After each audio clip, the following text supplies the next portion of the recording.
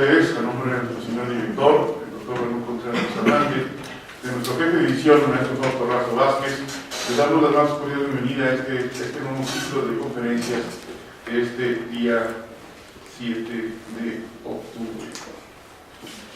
Vamos a iniciar este día de conferencias con la conferencia intitulada El derecho al bien morir, un análisis jurídico y ético, que tiene bien a apoyarnos en impartir esta conferencia la maestra Imelda Natalie González Guevara. Antes de iniciar la conferencia, me voy a permitir leer una síntesis curricular de la maestra González Guevara. La maestra González Guevara es licenciada en Derecho por la Universidad Metropolitana de Azcapotzalco, tiene la especialidad en Derecho Penal por la División de Estudios de Posgrado de nuestra facultad. Es maestranta en el Derecho, en la División de Estudios de Posgrado, también de nuestra facultad de Derecho. Fue becaria del CONACYT, del Consejo Nacional de Ciencia y Tecnología, desde el 2016 a la fecha. Ganadora de una beca completa por parte del Departamento de Estado de los Estados Unidos de Norteamérica, en junio del presente año, realizando estudios en la materia de juicios orales en la Universidad de Rutgers y San Francisco, California. Bueno, sus actividades laborales laboró en el despacho Castejón Asociados, asistente en la sexta sala de procesos penales norte, profesora de licenciatura a nivel licenciatura en 2013 en la materia de Sociología, Política Criminal en diversas universidades privadas. En 2015 fue oficial administrativo en el juzgado 12º de procesos penales federales, ponente de diversas conferencias en la máxima casa. Actualmente es profesora de la materia Filosofía del Derecho en nuestra facultad, miembro del Seminario de Derecho Penal de la misma facultad, miembro del Comité de Publicidad y Medios del número 8 de la revista electrónica Nube, perteneciente al posgrado de la Facultad de Derecho.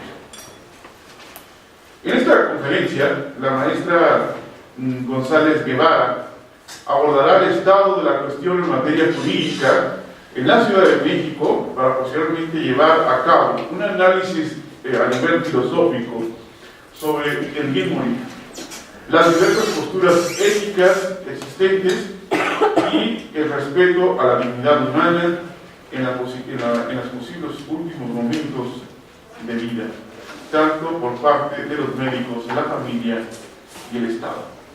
Pues, sin más preámbulos, los dejo con la maestra González Guevara. Muchas gracias, maestra.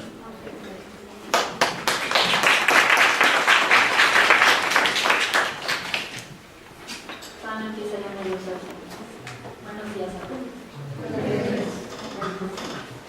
Pues agradezco mucho al maestro Montelón por las expresiones que ha tenido para con todos nosotros esta mañana, para poder disponer de este espacio y poder tener esta pequeña charla. Como bien dice el maestro, se analizará desde varios puntos de vista, especialmente y haciendo hincapié por mi información, en este momento en aspectos filosóficos, para posteriormente checar algunos aspectos en cuanto a la ley. Sin embargo, sí considero que los puntos finos y claves de este tema, que es un tema bastante difícil por la sensibilidad que implica, debe ser más a nivel filosófico. Ya ustedes ahorita le irán más o menos notando. Pues bien, empezamos con a veces una pequeña justificación del tema. ¿Por qué este tema que de repente resulta como un poquito complicado, es que pesado, como decía yo, emocionalmente? Pues bien, este tema, si ustedes ya checaron el título, es Derecho al bien morir, un análisis jurídico y ético. ¿De dónde surgen estas ideas? Normalmente no estamos acostumbrados a pensar en la muerte, a pesar de que la muerte es lo único seguro en la vida. O sea, como que lo postergamos. A veces el cerebro se lo bloquea para no pensar en esa, vamos a decir, fatalidad, que es el fin de la existencia humana. Y sin embargo es algo que va a pasar, pero nadie prevé esa situación, o de qué modo se va a llevar a cabo, si vamos a dejar como algún tipo de preparativo o no, nos va a agarrar como dicen en mi pueblo, las carreras, ¿no? Entonces, me parece interesante que vayamos nosotros haciendo este análisis sobre qué es lo que está legislado, pero sobre todo les decía, los puntos filosóficos, ¿sale? Entonces, vamos a tratar de que si en algún momento algo no queda claro, sí podemos hacer una pequeña intervención para que nos dé tiempo. Y al final, depende pues, del tiempo, si podemos hacer algunas aportaciones por parte de ustedes. Bueno, pues a mí no me gusta mucho escribir en las diapositivas, porque siento que se pierden de repente. Pero me encontré con esta en un libro que editó Teletón, de los niños que tienen cáncer, y me llamó mucho la atención esa imagen que dice: hola Dios, quiero preguntarte algo, ¿por qué todos nos vamos a morir? Bueno, pues eso es parte de la naturaleza, es parte de la vida misma, decíamos hace ratito, ¿no? Es el fin, es lo único que tenemos bien seguro, y sin embargo no estamos preparados para ello.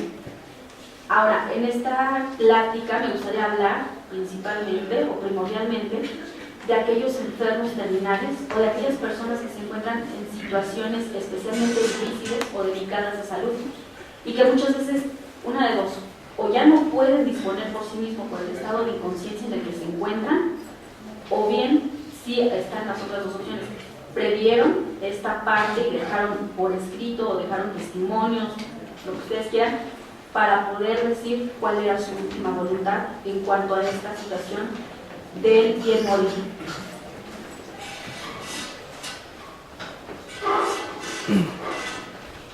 Buenos días. Entonces, bueno, tengo un problema de hiperactividad y necesito ponerme de pie, por favor, porque me estreso mucho estando sentada.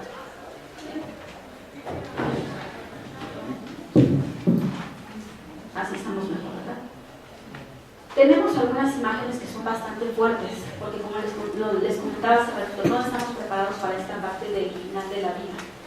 Y últimamente hay muchos estudios que intentan reflejar qué es lo que pasa con los pacientes, qué es lo que pasa con la realidad de los pacientes. Les decía, uno, que no estaban preparados, o dos, que sí estaban preparados, pero ver que efectivamente su voluntad se lleve a cabo en el final de los días. Antes que llegar al análisis jurídico, creo que es más importante la otra parte que es, decíamos, la filosófica. ¿Por qué? Porque a veces ya no estás peleándote con la ley, porque la ley puede regular o no ciertos aspectos, pero traemos todo un bagaje cultural de vida, aspectos psicológicos, sociológicos, de formación, religiosos, todo esto que traemos, digamos, cargando en la conciencia, es lo que muchas veces pesa a la hora de tomar decisiones. Es importante que, por ejemplo, ahorita que tenemos vigente la ley de, ¿cómo se llama? La ley de acceso ley de voluntad anticipada, aquí en el Distrito Federal, se puede hacer uso de ella, pero a veces no tenemos el conocimiento. Bueno, vamos como dejando estos puntos en claro. Esta ley nos permite, por ejemplo, que en la Ciudad de México, por medio de un formatito que se puede llenar, cuando la persona está plenamente consciente y en pleno uso de todas sus facultades, puede llenar este formato que además, bueno, lo principal es que dice si desea o no someterse al alargamiento de la vida por medios artificiales. Esa es la primera. Y la segunda, ahí también dice si decide o no donar sus órganos y cuáles serán. Bueno, esto también queda a reserva del tipo de muerte que tenga, ¿verdad?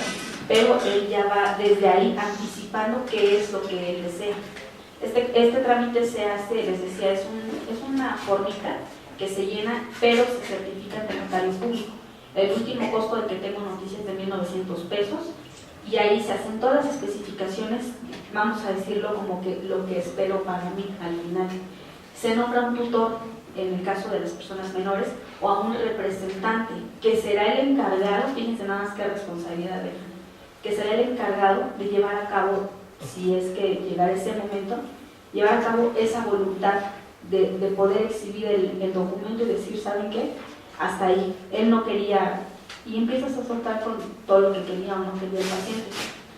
Este representante, a su vez, tendrá que vigilar la observancia absoluta de dicho documento, el cual, o sea, más bien sobre el cual él no puede hacer modificaciones, porque precisamente por eso fue suscrito ante un notario público, para que tuviera efectividad y validez absoluta, siendo la voluntad de quien lo suscribió. La otra, que es como la parte extrema, puede también, digamos, suscribirse dicho documento en el propio hospital, ya ahí no tiene costo, pero ya es como precipitado. Entonces, es cuando tomas a veces decisiones quizá equivocadas, quizá no las más acertadas, porque pues ya te encuentras con toda esta carga emocional, con toda la tensión, con estas llamadas juntas, penosas juntas familiares, en las que se tiene que decidir qué hacer con el paciente. Entonces, este formatito, si lo llenan en el hospital, es igual, la misma hojita, se suscribe con los médicos que estén atendiendo en ese momento y con los testigos, para que pues quede como constancia de que efectivamente el paciente no fue coaccionado y que estaba todavía en esa capacidad de poder decidir esta última parte. Entonces, bueno, ya más o menos vamos viendo el panorama. Si ya saben, si de repente como que algo no está muy claro, podemos hacer una pequeña pausa, ¿sale? Entonces, ahora, ¿de dónde viene este deseo de controlar la muerte? Porque todavía es un deseo de controlar la muerte, o sea, si llevaste una vida, vamos a decir, más o menos digna, lo que normalmente uno espera, pues es terminar con esa línea, ¿no? Pero a veces esto no nos avisa cómo va a llegar. Entonces, esta es la propuesta de esta plática, ¿no? Estar preparados, porque a veces no tenemos esa cultura, les decía, no nos gusta hablar de cosas feas, lo reservamos y al final quien termina decidiendo sobre el cuerpo de una persona postrada que ya no puede decirte nada, vean la imagen. O sea, de verdad, sensibilícense ahorita, dejen de escribir, no estén en otro lado ahorita. Vean la imagen, pero no vean, a mi parecer es una señora, no la vean a ella. Véanse ustedes mismos, vean al familiar más querido y preguntarnos en un ejercicio autorreflexivo. A mí me gustaría eso para mí, al final de mis días, y mis días pueden ser ahorita, ¿no? O sea, no voy a decir a los 80 años, puede ser ahorita mismo. ¿Qué espero yo de esto? O sea, me gustaría, se lo haría yo a mis seres más queridos, no sé en el caso de ustedes, mamá, papá, hijos. Me parece a mí que esa es una cuestión bastante difícil. Nada más imaginándotelo, si se lo están imaginando. Ahora imagínate que ya estás en el hecho concreto donde te preguntan, oye tú, Ernesto, ¿qué decides? Imagínate que en tus manos, en el poder de tu decisión, está poder decir, conéctenlo, síganle dando los, ¿cómo le llaman estos? No tienen una palabrita, no me acuerdo. Cuando les intentan reanimar, es unas terapias de reanimación. Imagínate que en tus manos está decir, sigan intentando y a ver si algo, ¿no? O sea, yo a veces nada más esperas un milagro. O decir, ¿saben qué? Ya la naturaleza ya fijó el término.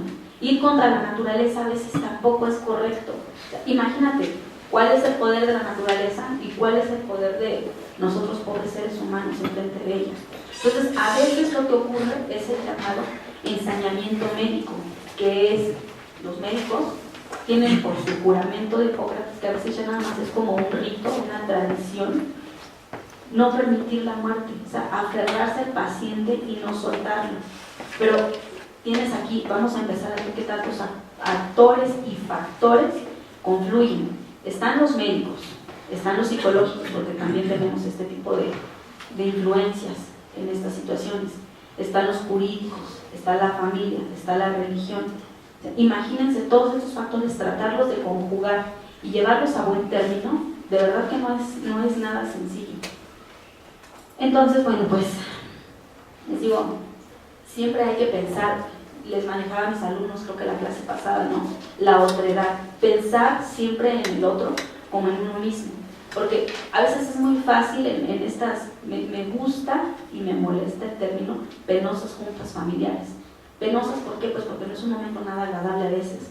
Juntas familiares, porque por medio a veces de un voto quizá un poco irracional, levantan la mano a favor, en contra, pero no medimos en ese momento el impacto o el resultado que se va a llegar. No medimos, decir, bueno, hasta donde llegue, bueno, y ese hasta donde llegue, ¿qué va a ser? 2, 3, 4, 5 operaciones completamente sedado, ya expuesto, bueno, más bien el cuerpo expuesto a cualquier tipo, muchos autores, muchos eticistas manejan la palabra denigración humillación del cuerpo humano. Ya cuando les decía a mis alumnos, cuando ya no tienes esa capacidad de decidir por ti mismo. O sea, hay que ver, ¿no? ¿Quién decide por ti y por qué? O sea, si ustedes se dan cuenta, es como hasta frustrante a veces en la impotencia de no poder dar un buen término a esto. Y en esto tampoco nunca va a haber como respuestas buenas, malas, correctas, incorrectas, porque al final de cuentas, pues cada quien hace lo que mejor le parece, ¿no? Lo que uno siente que es lo más correcto, pero nos podemos equivocar.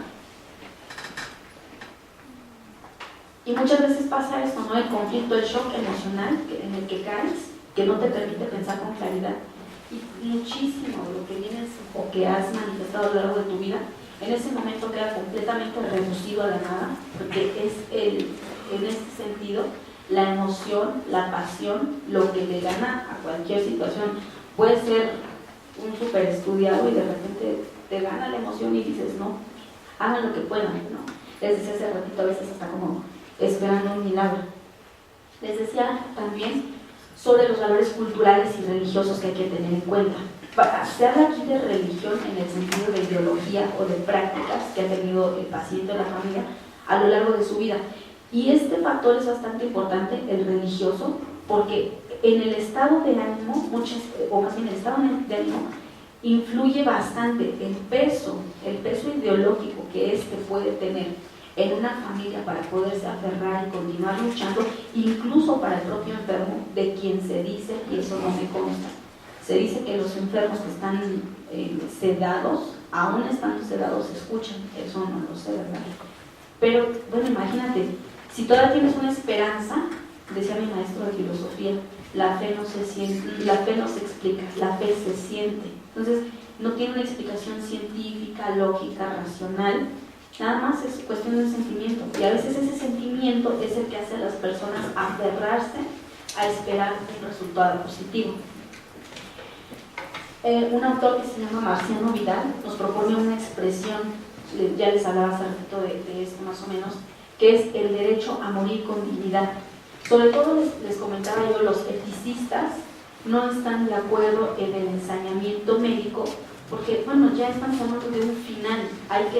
Aquí está otra parte importante para los tanatólogos, muchas veces enseñan esta parte del soltar, el dejar ir, el dejar en paz al cuerpo, porque muchas veces ya nada más es un cuerpo, y es un cuerpo que está animado por medios artificiales, que quizá la otra parte, vamos a llamarla espiritual, ya no se encuentra ahí, ya nada más volvemos, es una máquina la que le está dando esto que parece todo un aliento de vida. Y hay que pensar, ¿va a despertar? ¿Cómo va a despertar? ¿En cuánto tiempo? También otra cosa que hay que tener muy en cuenta es el desgaste de la familia. Ahorita les voy a presentar una imagen que se parece a la realidad, pero ustedes se dan una vuelta por los hospitales. Bueno, esta es todavía más trágica. Imagínate, es un niño, es alguien que apenas va empezando a vivir. Y les decía, esta decisión que tienen muchas veces las personas, pues no es una cuestión fácil. En el caso de los niños, pues no pueden decidir porque son menores. Pero imagínense en el caso de los padres que tienen que, digamos, que dar una respuesta, si es que se le puede llamar respuesta. Pero bueno, me detengo aquí tantito para poder hablarles un poquito de lo que Habermas y Foucault entendían en este sentido. Se los voy a leer un poquito. Ellos hablaban de recuperar las libertades perdidas, hacer del hombre más autónomo y creativo, con capacidad de generar su propio horizonte vital. ¿Esto qué nos quiere decir?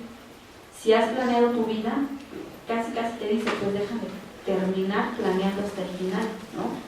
No influyan los demás. Bueno, esta es la posición de Foucault y de Habermas, a la cual me adhiero.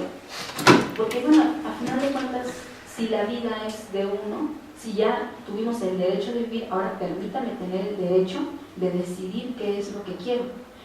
Pero bueno, aparte, en nuestro país, por nuestras tradiciones, costumbres, ideologías, cargas religiosas, esto es un tema que les decía desde el principio, se aborda muy poco porque no estamos preparados culturalmente para ello. O sea, no es como que te sientes en la cena y platicar, oye, mamá, ¿cómo ves? Vamos a firmar y ponerte de acuerdo. O sea, la mamá que dice, no, estás loca, tú no te vas a morir, casi. Y es lo que pasa en las familias. No puedes tener a veces esa plática porque son temas como intocables a veces por la misma sensibilidad que implican. Otra característica que deberíamos tener en cuenta al tomar estas decisiones es la empatía hacia el otro y un deber de responsabilidad. Otra vez volviendo al concepto de otredad. ¿Por qué? Es como cuando les digo, no hagas a los demás lo que no quieres que te hagan, ¿no? Si desde nuestro punto de vista decimos, a mí sí me gustaría, a mí no me gustaría, bueno, a veces somos egoístas, ¿no? ¿Por qué para mí no y para el otro sí? ¿Por el amor propio? ¿Por no sufrir yo? ¿O cuál es? Bueno, cada quien tiene sus motivos, ¿no? A mí se me ocurren esas respuestas. Fíjense, otra cosa importante. Este derecho, el derecho de bien morir, entre otras tantas situaciones, defiende la libertad de conciencia, de pensamiento y de religión. Aunque a veces pareciera que con una decisión se va en contra de estas tres, bueno, pues a final de cuentas pudo ser una mezcolanza de todos estos conceptos y decidir cuál es el más conveniente para la persona. No necesariamente tienes que ir acorde a ello. Quizá al final de tu libre albedrío, alguna imagen, algo te hizo cambiar de parecer. Entonces, hasta eso hay que respetarlo.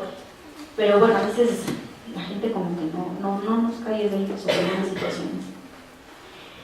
Hay otros aspectos que me gustan mucho, ahora se los voy a leer, pero bueno, terminamos con esta parte, que es precisamente sobre la tensión axiológica que existe, porque es una ponderación de valores, todos de igual valía, empezando por el de la vida. Ahorita hablamos de la libertad. O sea, imagínense ustedes, si tuvieran siempre les digo, imagínense una balanza, de un lado, la vida, del otro lado la libertad, de decir, imagínense el valor de decir, vete en paz, ya no sufras, desconéctenlo. Hay que a veces, ¿cómo es esto? Cuando uno se hace sufrir solito, ¿cómo se llama? Autoflagelo, ¿no? Aparte hay otra, masoquista, ¿no? Pensar en estas partes, pero es que solamente a veces poniéndose, como dicen, en los zapatos, es como puedes entender las situaciones. Pero a veces hasta, o como dicen, ¿no? Tampoco experimenta uno en cabeza ajena. Hay que estar en la situación para ver cuál sería nuestra decisión. Ahora estamos muy tranquilos aquí, sentados, con frío, con flojerito y todo. Pero nada más que te levantaras de aquí y te dijeran, ¿sabes qué? Ven, porque tienes que decidir. O sea, olvídate, el mundo se desconfigura por completo. Y entonces dices, chin, ¿por qué no lo pensé antes? ¿Por qué uno no está preparado para estar pensando en estas cosas, verdad? Pero bueno, les decía, esta ponderación no tiene respuesta. O sea, tampoco, les decía desde hace ratito, para unos puede ser válido el soltar y para otros va a ser lo más reprobable del mundo, decir, no, es que hubiéramos llegado, hubiéramos. Y al final de cuentas, ¿cuál va a ser el resultado? ¿No? Tampoco. Todo en esta materia es bastante incierto. Los veo como dormiditos, los voy a poner a hacer una actividad. No es cierto. No, es que de repente como que los veo así medio cabizbajos, me contagio, me siento triste, pregúntenle a mis alumnos. No, pero fíjate, qué bueno que lo dices. A veces les decía desde el principio, nada más que con el maestro Montelongo me siento así como. Hay que dar una justificación del porqué de los temas. Hay mucha gente que de repente ve el bien morir y empieza a cuestionar y querer justificar y querer atacar y decir, ¿por qué debes morir? ¿Por qué? Y dan ganas de contestarle, bueno, ¿por qué no me dices tú qué es para ti en vez de atacar lo que yo estoy proponiendo? ¿No? Porque es más fácil atacar a veces. Es a veces muy difícil fijar posturas sobre algunos temas. ¿Por qué? Porque nos da miedo, por lo que ustedes quieran. La justificación del tema se las doy. ¿Qué fue? El 6º piso del Hospital de la Raza hay una área que se llama miniterapia. En esta área hay 12 camitas que son para los pacientes terminales. O sea, ya son en su mayoría gente adulta, o sea, adultos mayores. Gente que ya no tiene muchas esperanzas, a la que nada más tienen conectada. O sea, es terrible verlos en esa situación. Ya dices, bueno, familia, suéltenlos, déjenlos ir. Es horrible. Perdón, Les digo que hasta que uno no lo vive, el mundo en un segundo se puede transformar, créanmelo. Yo estaba sentada en esa sala, en mi mundo, cuando escuché a una chica de unos 23 años decir, es que ya nada más, y vean, ya nada más estamos esperando que llegue su hermana para que lo desconecten. Yo escuché así tal cual, ya le dejaron de dar los paliativos, ya le redujeron la dosis y empezó a mencionar muchas como drogas, porque era como morfina, cosas así. Entonces yo estaba escuchando y tuve que voltearla a ver porque la escuché con una tranquilidad que dije, ¿cómo? O sea, yo pensé a lo mejor no es su familiar. Después ya ubicas al paciente y todo, era un ancianito como de 75 años que llevaba como 12 días ya en un estado pues bastante triste, ¿no? Y efectivamente, o sea, esa es la parte como curiosa, bonita de esta parte. Al otro día llega la hermana a visitarlo a las 12 del día, una viejita también, yo creo que era más grande que él, lo visitó como a las 12:30, a la 1 de la tarde el señor falleció. O sea, imagínate, dices, lo tenían conectado, esperando quizá nada más esa última parte. Escuché que dijeron, ya vino fulano, ya vino todo el mundo, pero creemos que está esperando a su hermana. Entonces, imagínate, y entras a esa sala y es deprimente, de verdad. Ver a toda esa gente, les digo, en su mayoría ancianitos, y que ya no, o sea, dices, ¿a qué costo van a salir? Imagínate si salió con 3 cirugías en el cerebro. Imagínate, no, o sea, una cosa terrible. Entonces es cuando tienes que valorar desde tu propia vida y la vida de los demás. Y entonces ir pensando en estos mecanismos, como les hablaba desde el principio, del documento de voluntad anticipada. Y no es que uno esté pensando en morir pronto, ¿verdad? Debes prever estas situaciones. Yo les decía a mis alumnos en la clase pasada, imagínate que tú así bonito, guapo como vienes, ahorita tengas que ya terminar en una cama, expuesto, humillado quizá, vejado, desde tu propia óptica. ¿Por qué? Pues porque otro así lo decidió. Les decía desde el principio, porque el amor propio y el egoísmo a veces es más fuerte, de que sufra él con 3 operaciones en el cerebro, a que sufra yo llorando, no, pues mejor que le hagan el cerebro 3 veces. Así somos egoístas. O sea, imagínense a qué punto llega a veces el ser humano de aferrarse por no llorar. ¿Cuánto les gusta? 6 meses, 1 año. Y en vez de decir, o de darle a una persona un término digno, y voy a insistir en este término, el término dignidad. Yo, cuando pensaba en esta plática, decía, bueno, es que hasta la parte física ya saben que hablo. Es decir, ábrete por completo y sabes que suéltalo y déjalo ir, que se vaya en paz. No lo tengas retenido aquí a la fuerza, porque a lo mejor les decía desde el principio, y esto bueno implica otras situaciones, ¿verdad? Ya no es tu persona, ya no es aquel al que tú conociste, es un cuerpo quizá ya nada más animado por una máquina.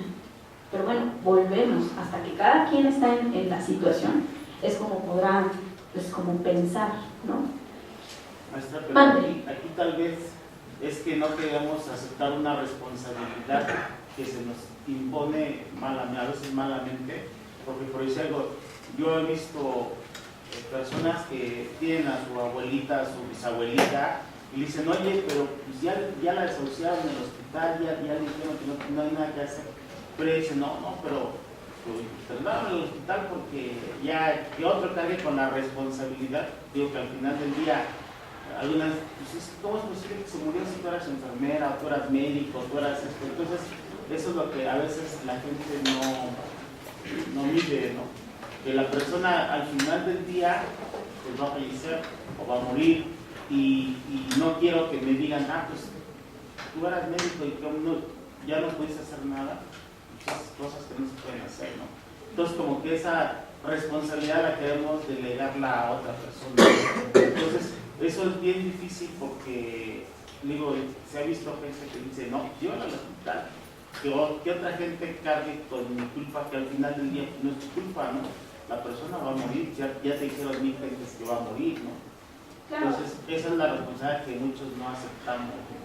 Los médicos, de repente, si llegas con un médico que es no tan sensible, no tan consentidor, y le llegas a preguntar, oiga, doctor, ¿qué tantas posibilidades, qué seguridad me da?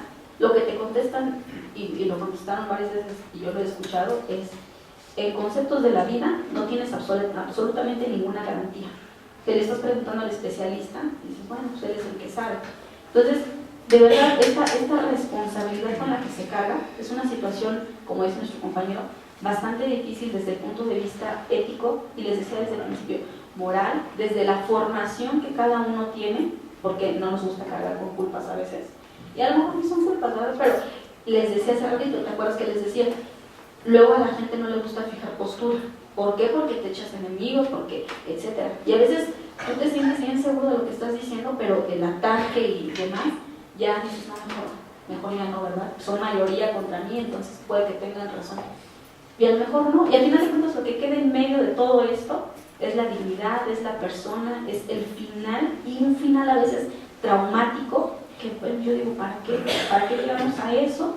Si de todas maneras, como dice nuestro compañero, a veces los médicos te dicen, ya no hay solución, pero nos queremos aferrar, nos queremos, como dicen, con uñas y dientes, agarrar a una posibilidad, a un remoto milagro, y al final no llega. Entonces es muy triste eso. En ética hay 5 principios que nos proponen algunos autores. Si quieren, no los anoten, nada más escuchen. El primero es el principio de veracidad, que nos dice que la misma palabra, hay que ser claros con el paciente y con la familia sobre cuáles son las expectativas de vida, si se le va a hacer un tratamiento, si efectivamente este podrá ayudarle o solamente será como una posibilidad, así como a ver qué pasa. No puedes asegurar nada, pero dices, bueno, mire, se le va a hacer este tratamiento, esperamos que ocurra esto. Y a veces, de no ocurrir esa posibilidad, pues la otra es la muerte, ¿verdad? Esto en cuanto a la veracidad. Principios de proporcionalidad terapéutica, que eso que le vayan a hacer al paciente tenga relación con su mal y que le pueda ayudar, porque quizá entró por un padecimiento y terminan checándole otro y que es el que por el que finalmente pierde la vida. Entonces no hay como una lógica o una congruencia a veces dentro del actuar, ¿no? Pero bueno, a veces como no somos especialistas, pues nos dejamos, ¿verdad?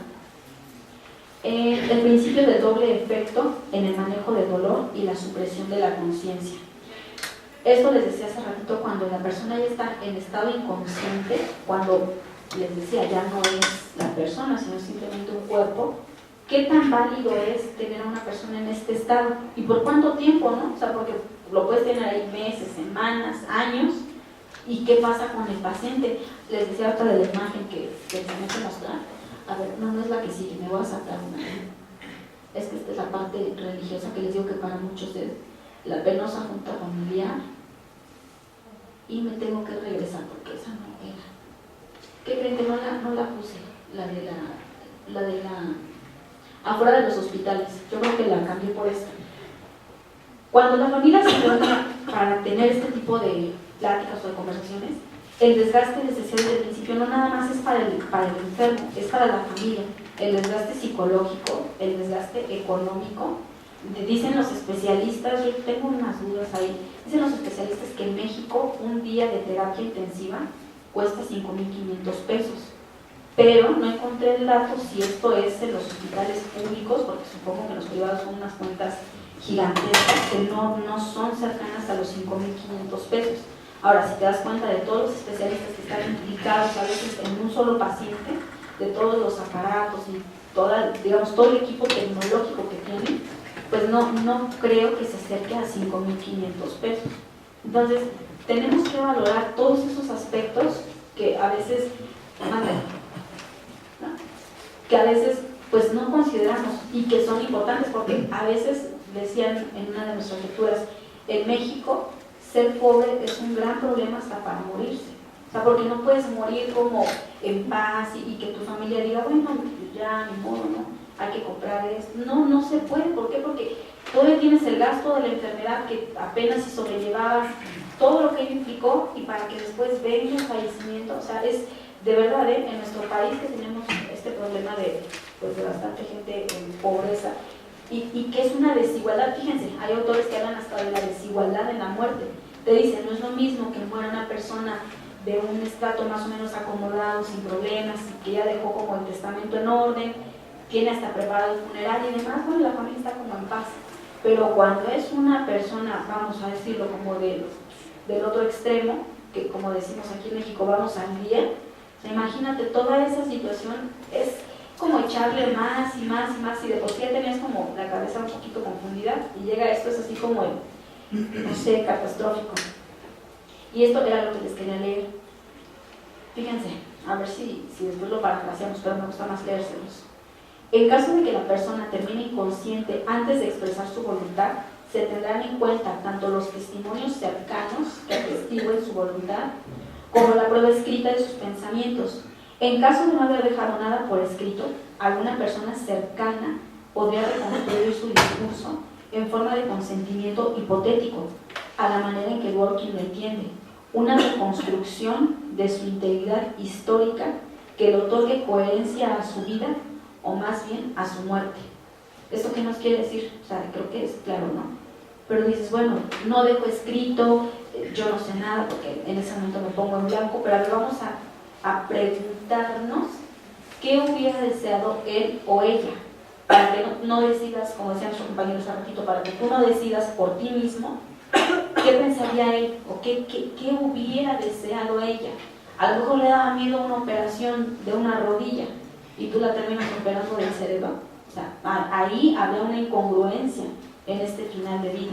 Entonces, hasta esta parte, fíjense que qué bonito la aborda, por ejemplo, Dworkin, esta reconstrucción hipotética. Es a la que a veces no llegamos. La familia no alcanza a llegar a eso porque nos aferramos, como decíamos, a lo pasional, a la sensibilidad, a las emociones, y perdemos la objetividad del asunto. Y esa objetividad entendida como vida. ¿Sale? Hasta aquí creo que todavía tenemos tiempo. ¿Me pueden decir la hora? De 40. Bien. Entonces les decía, en cuanto al marco jurídico, me parece a mí, ya lo tenemos regulado. La ley de la ciudad, la Constitución de la Ciudad de México fue vanguardista y avanzada en este sentido, por permitir ya que las personas tengan esta cierta como posibilidad de poder decidir. Tenemos también la ley de la voluntad anticipada. Sin embargo, el problema a veces les decía, no es la ley, sino el final que esto tendrá. Entonces dices, bueno, no me preocupa tanto si existe o no existe la ley, porque al final de cuentas el valor que se hace, esta tensión axiológica que existe, es completamente separada de la ley. O sea, creo que en lo que menos se piensa en esos momentos es en si existe, si te dan permiso. No, tú das por hecho que algo te permite, ¿no? Porque estás en el hospital y te están pidiendo tu decisión. Entonces, a veces las personas ni siquiera piensan en esto. Y tampoco hay como una divulgación muy extendida sobre lo mismo. Si ustedes visitan los hospitales públicos, se acuerdan que hay los buzones estos de quejas y de sugerencias. Bueno, yo me he dado vueltas por los hospitales buscando los formatos, digo, si es un formato como público o dónde los ponen. No, pues están así como resguardados y demás, porque incluso cuando la persona llega a firmar en el hospital este formato, tiene que pasar o tiene que notificar al Ministerio Público, tiene que integrarse al expediente clínico de la persona para dejar la constancia de que esa persona, o sea, efectivamente fue quien, o sea, era el que decidió, ¿no? Porque imagínate que en una tensión de estas de los juicios, ¿cómo se llaman?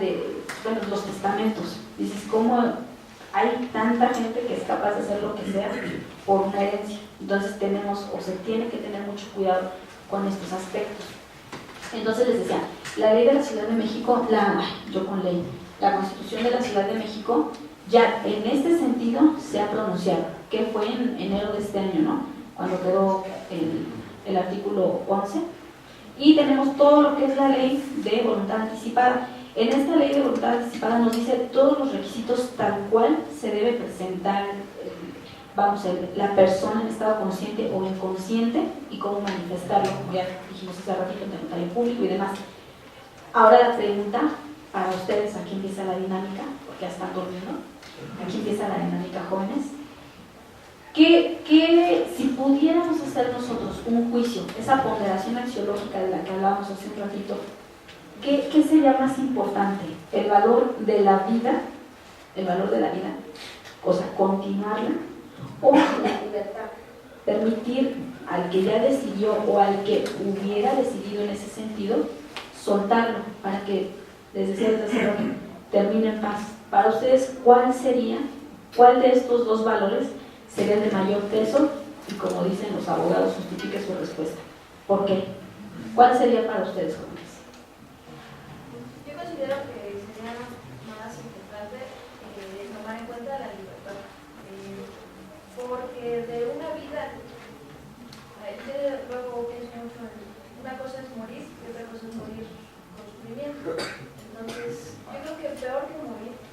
dar vida, sufrir. Entonces, a mi parecer, es correcto para la persona que se encuentra en una situación que no decidió, que ella pudiera decidir si realmente quiere seguir sufriendo. Porque muchas veces es más como una tortura. Entonces yo pienso que sería mejor la libertad que una mala vida. O sea, entre una mala vida y una buena vida, pues siempre una buena vida. Pero una mala vida no creo que sea como una opción. Claro.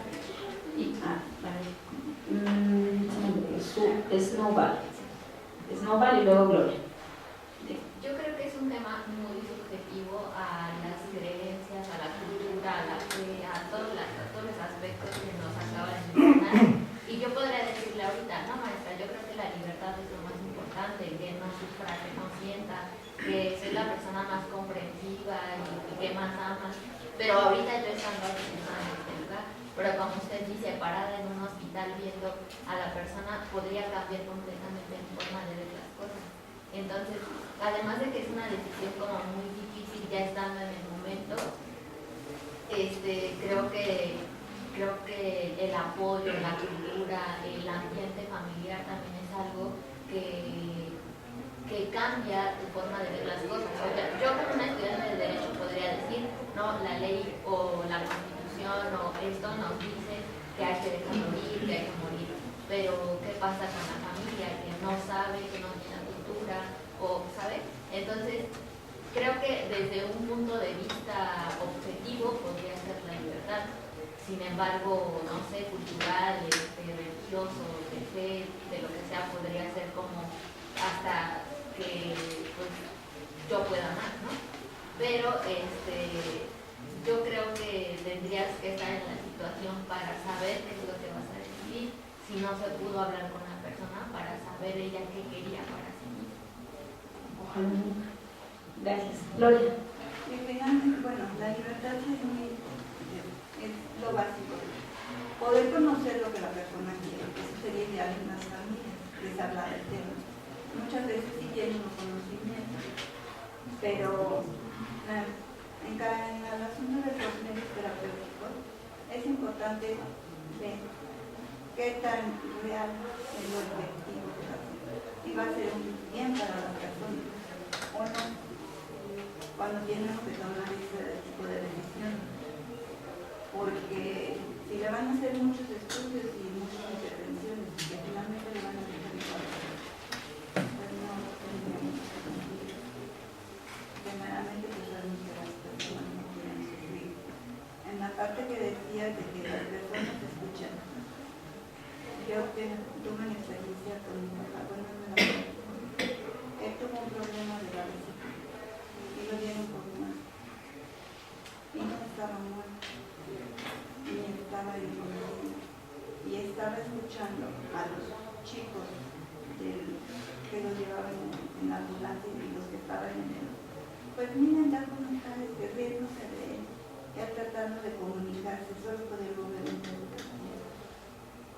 Al final, alguien tuvo la sensibilidad y se dio cuenta que estaba muy llevado, terreno. Duró todavía como un mes en el hospital. Él tenía muchas ganas de seguir adelante. Él nos pidió que lo que fuera posible lo hiciéramos, pero llegó un momento en que su vida se llamó. Y él nos dijo, pues eso no dijo, si no tuviéramos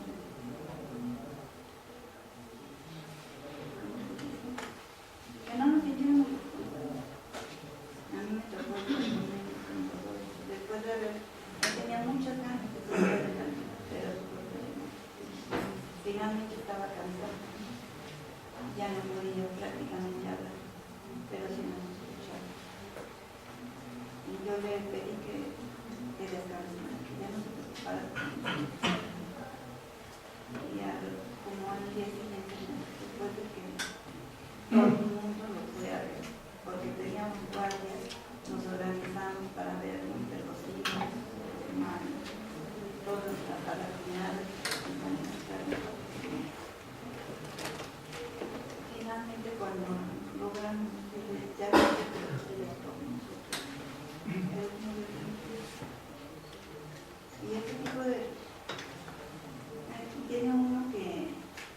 estar muy ve por el bienestar de la persona. Muchas personas, como dices, están haciendo el hospital porque la familia no sabe resultados, porque quieren quedarse, porque piensan que queremos enfermar, que no podemos vivir sin él y se quedan. No es el único caso de mi papá, tenemos otros casos de gente que está conectada y no muere igual porque la familia está llorando porque se van a morir. En el momento que los sueltan, mueren igual. Muchas gracias. Mande. Yo considero que sería importante respetar la libertad, la decisión del paciente en una enfermedad terminal. Háblese de cáncer, diabetes, una anemia, donde haya una intervención, donde no tenga muchas posibilidades o la calidad de vida del paciente no sea una buena calidad, como decía la compañera, si va a tener una buena vida o una mala vida. Si alguna persona estuviera en la posición de tengo cáncer, tendríamos que ver qué calidad de vida va a tener y si es el deseo de la persona darse esa voluntad del bien morir, tendríamos que respetarla.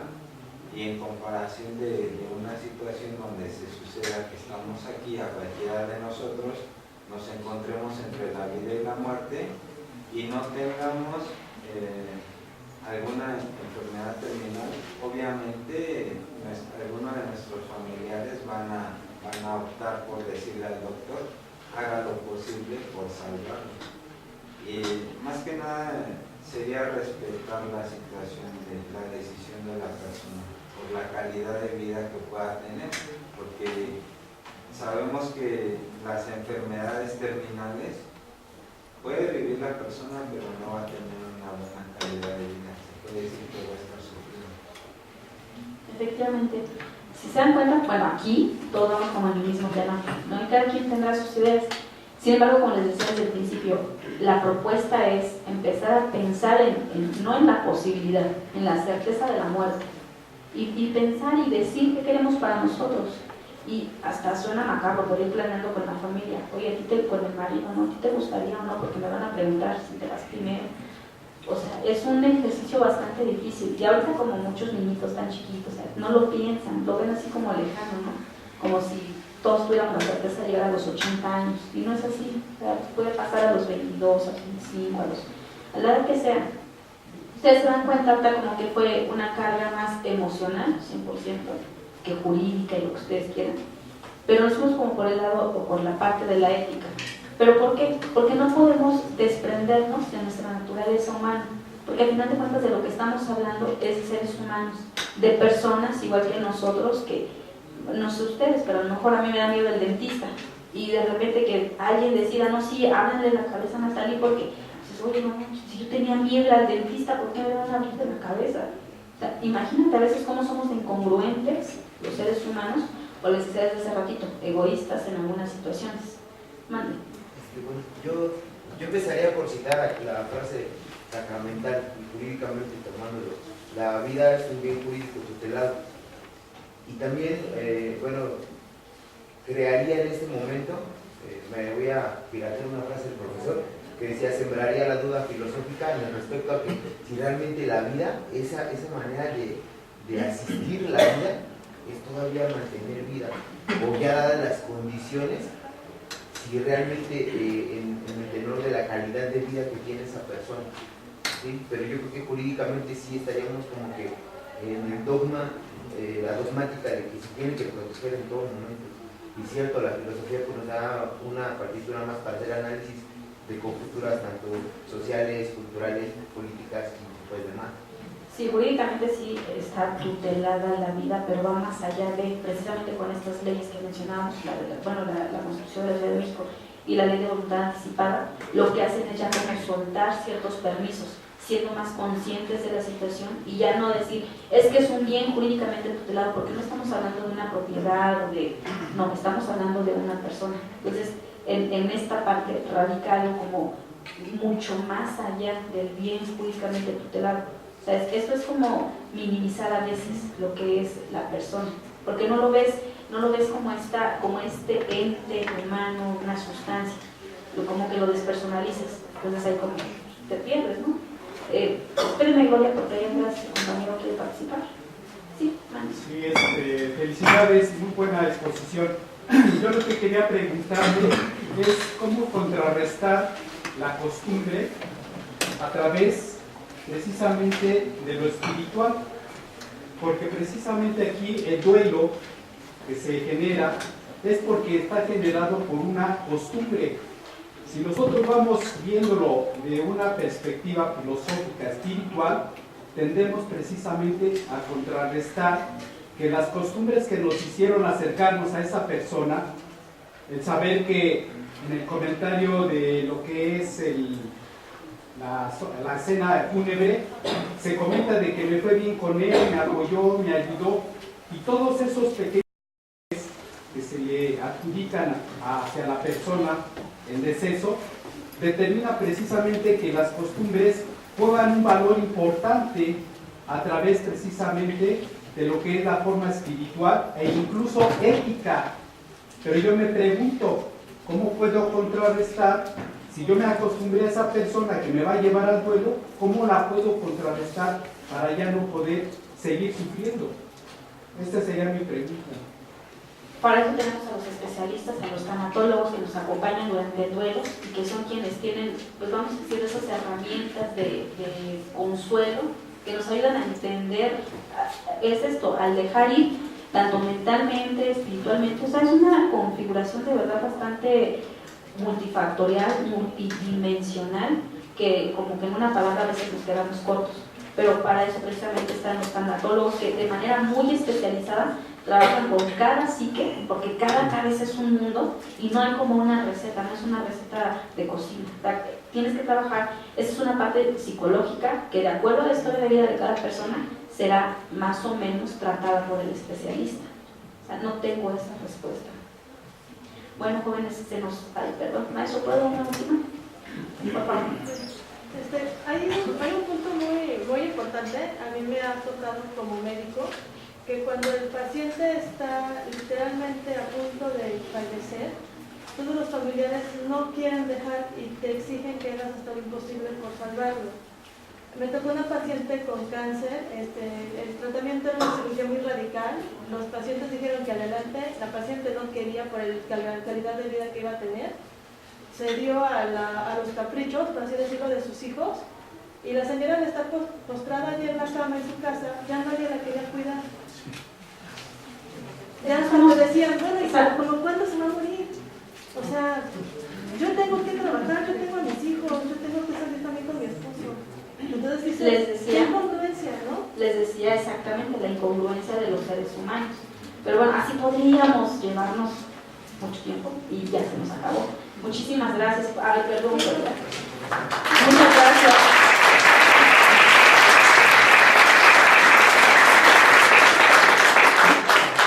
Agradecemos a la maestra González Guevara por esta excelente conferencia. A nombre de nuestro señor director, el doctor Raúl Contreras Bustamante, nuestro jefe de edición, el maestro Fausto Razo Vázquez, agradecemos que nos haya impartido esta conferencia. Queremos entregar un reconocimiento. Se lo voy a leer. La Facultad de Derecho de la Universidad Nacional Autónoma de México otorga el presente reconocimiento a la licenciada Imelda Natalie González Guevara por su destacada participación como ponente en la conferencia El Derecho al Bien Morir, un análisis jurídico y ético, disertada el día 7 de octubre de 2017 en el auditorio Isidro Favela de la Facultad de Derecho. Por mi raza, rara espíritu, Ciudad Universitaria, Ciudad de México, octubre de 2017, y al final firma nuestro señor director, el doctor Raúl Contreras Bustamante. Maestra, muchas gracias.